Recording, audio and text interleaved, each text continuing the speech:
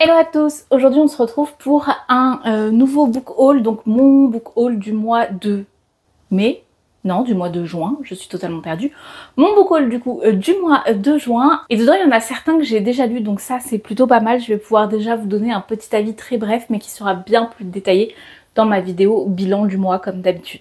Si vous êtes nouveau sur la chaîne, déjà bienvenue et n'hésitez pas à vous abonner, ça fait toujours plaisir, un petit like, un petit commentaire. Et sachez que je suis également très présente sur les autres réseaux sociaux, donc le premier, là où je suis le plus présente, ça va être TikTok et le second, ça va être Instagram, où là je vais faire des contenus beaucoup plus axés sur la photographie.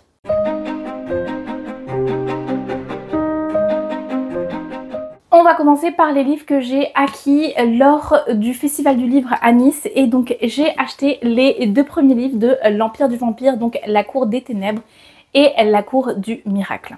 Ici on va être sur une uchronie où le roi Soleil est transformé en vampire. Depuis 1715, il règne du coup avec terreur sur son royaume et 3 siècles plus tard, on va suivre Jeanne qui est envoyée dans une école, si j'ai bien compris.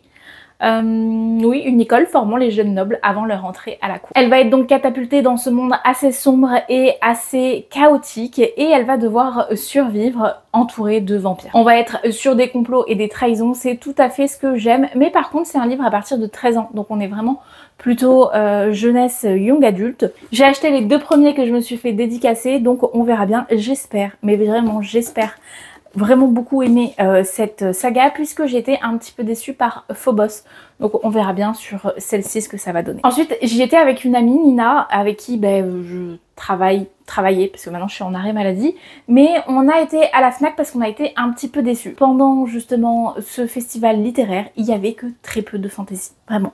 C'était beaucoup de littérature blanche et de littérature classique on va dire, et donc on voulait plus de fantaisie, on a dit allez on va à la Fnac, à pied c'était à 5 minutes, donc là-bas j'ai acheté deux autres livres. J'ai acheté le tome 2 de l'Assassin Royal, donc j'ai lu le tome 1 très récemment où on va suivre les aventures de Fitz qui est un bâtard de la noblesse, donc le bâtard du fils du roi. Il a été abandonné par sa mère et donc son grand-père le donne en fait à la cour et lui dit c'est votre bâtard, il faut que vous vous en occupiez. Il est élevé auprès du maraîcher, donc il s'occupe de l'écurie, mais un jour le roi commence à s'intéresser un petit peu à lui et lui impose un petit peu une formation pour pouvoir un petit peu naviguer à travers la cour. Il va en suivre une en particulier, celui d'être assassin, donc c'est l'assassin royal hein, clairement. Il y a zéro spoil, tout est dit dans le nom. Donc le tome 1 c'est l'apprenti assassin et le tome 2 c'est l'assassin du roi. C'est vraiment assez contemplatif, on va vraiment suivre l'histoire de Fitz au fur et à mesure avec pas mal de bonds dans le temps, et quand on s'arrête à la fin du tome 1, on a clairement un Fitz qui a bien évolué par rapport au début du livre et j'ai très hâte de voir comment il va s'en sortir parce que la fin du tome 1 j'ai vraiment beaucoup aimé. Je dépose pour boire parce que vraiment je suis essoufflée. À faire des longues tirades là ça devient de plus en plus compliqué. Ouf. Ensuite j'ai acheté le tome 3 du livre des Terres Bannies et vraiment j'ai trop hâte de voir la suite. On est sur une grosse fantaisie épique comme on aime. Dans le tome 1 on va suivre plusieurs personnages qui vont graviter ensemble à travers une prophétie. Ils évoluent dans un monde où il y a plusieurs décennies, il y a eu une guerre des géants et cette guerre des géants a laissé les humains comme seuls habitants de la Terre. Cette guerre affrontait Azeroth à Elyon, donc en fait deux géants dieux, et la prophétie dit qu'ils vont revenir sur Terre et ils vont choisir des élus qui vont devoir combattre en leur propre nom et refaire à nouveau la guerre. Azeroth va donc choisir son soleil noir et Elyon va choisir son étoile vive. On va suivre Corban et tout un tas d'autres personnages qui sont plutôt persuadés plus ou moins d'être soit l'étoile vive, soit le soleil noir, et vous allez les voir justement évoluer dans une guerre sans merci qui se profile. Je vais pas vous mentir, on est quand même pas mal sur quelque chose d'assez manichéen, mais je trouve que c'est subtilement bien mené et que l'histoire, en tout cas dans ce tome 1, est vraiment haletante. Elle nous tient en haleine du début à la fin et il y a tout un tas d'analyses de texte qu'on peut faire pour justement essayer de deviner la suite. J'avais un petit peu moins apprécié le tome 2, donc bravoure, puisque je trouvais que dans ce tome 2, il y avait beaucoup trop d'actions qui s'enchaînaient les unes après les autres et beaucoup moins de temps de repos qui nous permettait justement d'instaurer ce moment de réflexion, que ce soit pour les protagonistes, les antagonistes ou même pour nous, tout s'enchaînait beaucoup trop vite. J'espère en tout cas que ce tome 3 relèvera la barre. Je sais que le tome 4 est sorti en format broché il n'y a pas très longtemps. Je sais pas quand est-ce qu'il compte le sortir en format poche, mais j'ai hâte de conclure cette saga et j'espère que ce sera cette année. Ensuite, dans les nouveautés qui sont sorties ce mois-ci, j'ai bien évidemment acheté Apprentice to the Villain, donc le tome 2 d'Assistant to the Villain. Pour vous remettre un petit peu de contexte, on va suivre Evie, qui est une jeune fille qui travaille pour un petit peu nourrir toute sa famille. Son père est assez malade, donc il ne peut pas vraiment subvenir aux besoins de sa famille, et c'est Evie qui prend la décision de subvenir à ces besoins-là. Le problème, c'est qu'elle ne trouve pas de boulot et que le jour où elle trouve un travail, eh ben, elle se voit le donner à une mère de famille qui a des enfants plus jeunes, et en fait elle est beaucoup trop compatissante, Evie, donc elle dit bah prenez ma place, il n'y a pas de problème. Ce même jour, elle tombe un petit peu malencontreusement contre le seigneur du mal, le grand méchant, le vilain, et il lui fait une offre plutôt intrigante. Il lui propose d'être son assistante. Elle a pas trop le choix, elle est vraiment dans le besoin, donc elle va accepter et au final, elle va plutôt apprécier son boulot, même si effectivement, il se passe des trucs vraiment très louches dans son manoir et que ça lui arrive assez régulièrement de tomber sur les cadavres de son vilain. J'ai adoré le tome 1 puisqu'il est quand même abordé avec énormément d'humour et je sais que le tome 2 va être un petit peu dans la même vibe. En tout cas, j'ai très hâte de le lire. Il est pas très long, je crois, bon, 450 pages quand même. Mais voilà, j'avais passé un excellent moment avec le tome 1 et j'aimerais vraiment que ça continue sur celui-ci. J'espère que c'est une duologie parce que j'étais persuadée que le tome 1 c'était un one-shot et en fait pas du tout. Donc j'espère que c'est une duologie, que j'ai pas besoin d'attendre une année supplémentaire pour avoir la suite. Ensuite, c'est un livre que j'ai déjà lu en format poche, mais la sortie reliée était absolument magnifique, donc il fallait que je me le procure. On est sur The Witcher, donc il s'appelle Le Sorceleur de base, mais une édition reliée, oh là là, de toute beauté, vraiment. J'adore l'univers que Andrzej Sapkowski a créé. On est sur un livre assez fin, donc forcément le jaspage est quand même assez peu travaillé. On pourrait en attendre plus, mais je sais que sur les autres livres, on est quand même sur des livres qui vont être un peu plus conséquents. Pour vous en parler très rapidement, parce que c'est quand même assez complexe, les Witchers, donc les sorceleurs, ce sont des gens qui sont entraînés pour tuer des engeances. Les engeances qui ont envahi le monde des humains. Geralt est donc un sorceleur, un Witcher, un mercenaire qui se balade de village en village afin d'obtenir des contrats et débarrasser ses créatures du peuple. Malheureusement, vous allez vite vous rendre compte que quand on est sorceleur, on a quand même cette petite part d'humanité qui est partie en même temps que la transformation.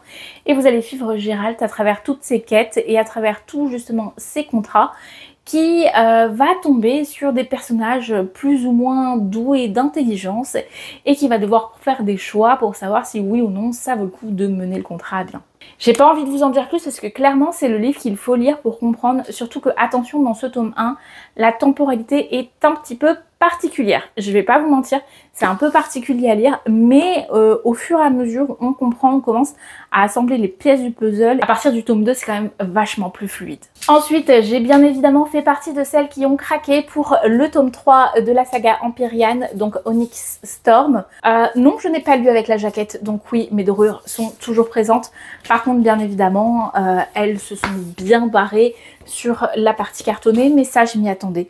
C'est quelque chose malheureusement d'assez connu, surtout chez Hugo, mais je suis quelqu'un qui détruit toutes les dorures personnellement, donc je m'y attendais clairement. Violette est la fille d'une directrice qui forme les cavaliers, donc les cavaliers ce sont ceux qui montent les dragons, rien que ça. Elle forme du coup forcément les futurs mercenaires de guerre et Violette, elle veut devenir une scribe, mais sa mère en a décidé tout autrement. En effet, plutôt que de suivre le chemin que son père lui a tracé, elle va être obligée de rejoindre l'Académie des Dragons, Basiliate, et de se former afin de devenir une cavalière. Là-bas, elle va faire la connaissance de Xaden, qui est un brin ténébreux.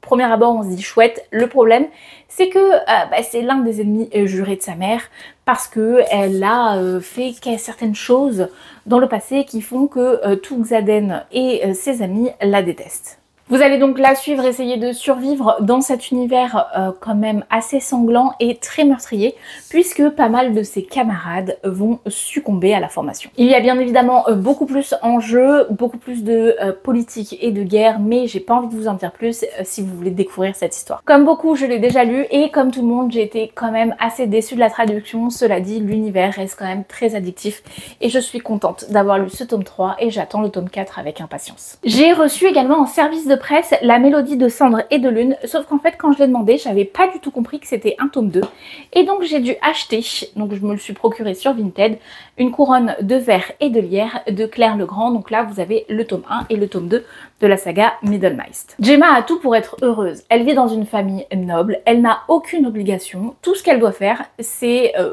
s'occuper des bals de la famille. Dans sa famille, ils ont tous des pouvoirs puisque c'est des élus des dieux, mais elle, malheureusement, elle est allergique. Dès qu'elle est en contact avec la magie, elle est malade.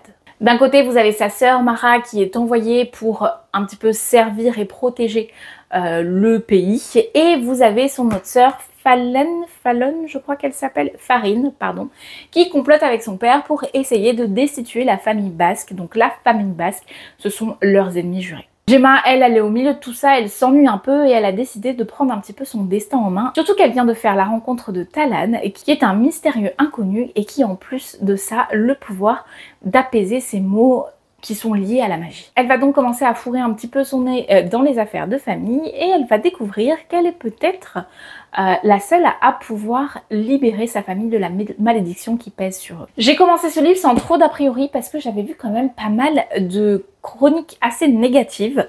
J'ai quand même bien aimé, je l'ai bien apprécié. Il faut que je lise le tome 2 assez rapidement parce que je l'ai reçu il y a un petit moment, mais j'ai reçu un autre service de presse que je n'ai pas pu attendre pour commencer puisque j'avais adoré le tome 1. Et c'est bien évidemment Curious Tides. Emory est une jeune fille qui a perdu sa meilleure amie et pas mal d'autres de ses amis dans une grotte lorsque la marée est devenue montante. Il faut savoir qu'Emory est la seule survivante et depuis qu'elle est sortie de ce carnage, où tous ses amis ont disparu, à part elle, ils ont tous disparu, elle a quand même des pouvoirs assez étranges, comme si elle avait absorbé le pouvoir de ses amis.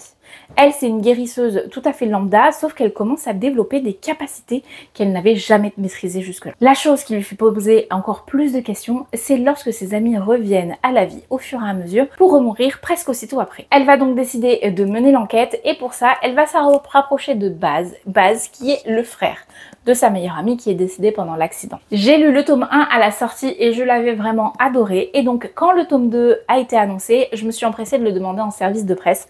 Ça a été assez laborieux pour l'avoir parce que le premier s'est perdu et j'ai reçu le deuxième à la fin du mois de juin. Il est déjà sorti depuis pas mal de temps, donc là je m'empresse de le lire. Je l'ai commencé il y a 2 jours je crois. J'aime beaucoup, je suis déjà à la page 250. J'espère fortement le finir très rapidement pour vous en faire une chronique très rapidement, que ce soit sur TikTok ou sur Instagram. Et le mois prochain ou non, si j'arrive à le finir dans les 2 jours, vous l'aurez dans 1 semaine sur YouTube. Et enfin, le dernier livre, c'est un livre qu'on m'a envoyé en cadeau, donc c'est Filles du destin de Kika Adzopoulou. J'avais reçu le tome 1 pareil en service de presse et j'avais adoré. Et donc, on m'a envoyé le tome 2 pour mon anniversaire. Yo est une fille de moire, c'est-à-dire qu'elle a la capacité de voir les fils du destin avec ses sœurs. Donc il y en a une qui tisse, il y en a une qui renforce je crois, et elle en fait, elle peut les couper. C'est ça le plus important. Les fils du destin, ça peut être des fils d'amour, ça peut être des fils d'amitié, ça peut être des fils d'âme sœur, mais ça peut être aussi des fils de vie. Et Yo, elle peut tous les couper si elle veut. Un jour, elle va tomber, lors d'une enquête, puisqu'elle est détective privée, sur une femme qui a son fil de vie coupé. Le problème, c'est que le fil de vie, s'il est coupé, on n'est plus censé vivre. Donc elle est très intriguée par la situation. Elle va donc mener son enquête et elle va tomber sur quelque chose d'assez nébuleux, donc elle va creuser encore et encore. Mais pendant cette enquête, elle va également croiser son âme sœur. Son âme sœur qu'elle fait tout pour éviter, depuis qu'elle est au courant qu'elle a justement cette âme sœur là. Bref, vous allez les suivre tous les deux à travers cette enquête. On est vraiment sur une urban fantasy assez bien développée et j'ai vraiment beaucoup aimé et j'ai hâte de savoir la suite et fin puisqu'il me semble que c'est une duologie. Et voilà, c'est tout pour aujourd'hui pour moi. Je vous remercie de m'avoir regardé jusqu'au bout. N'hésitez pas encore une fois à vous abonner, à me suivre sur les autres réseaux sociaux si vous ne voulez rien louper. En attendant, je vous souhaite un bon dimanche et je vous dis à très vite.